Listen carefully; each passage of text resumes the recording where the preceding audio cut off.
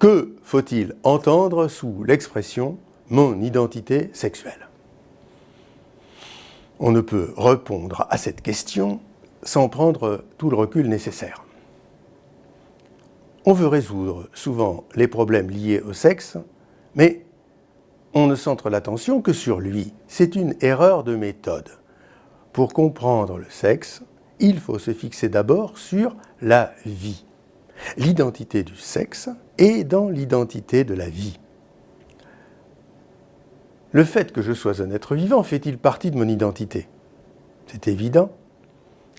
Même si ce n'est pas toute mon identité, c'en est incontestablement une part. La vie a un sens, ou la vie est un sens.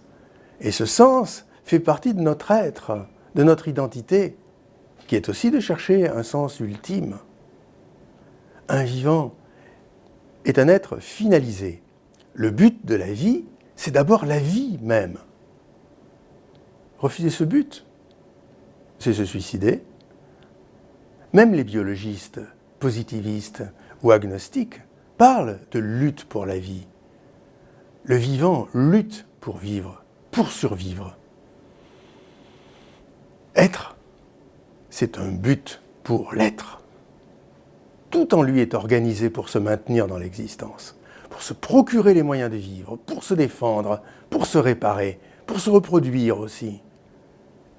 Ce monde vivant n'est pas qu'une concurrence universelle, c'est aussi une solidarité universelle. Il y a aussi de l'amour en ce monde. Les prédateurs ne sont pas que des ennemis, ils sont d'indispensables régulateurs. Beaucoup d'animaux, et nous aussi, ont peur des lions. Mais le lion et la lionne n'ont pas peur l'un de l'autre, et leurs lionceaux ne les craignent pas. La finalité de la vie, c'est la vie. Donc aussi concrètement ce mix de concurrence et de solidarité qui maintient la vie. Mon identité, c'est en partie d'être vivant et en partie d'avoir et d'être ce sens de vivant, lutteur et solidaire. Moi, homme, je suis l'universel prédateur, c'est-à-dire l'universel régulateur. Telle est ma place. Si je tyrannise et détruis, je perds mon sens de vivant. Je l'ai déjà perdu. Mais pourtant, je dois régner. C'est mon rôle. C'est là un autre sujet.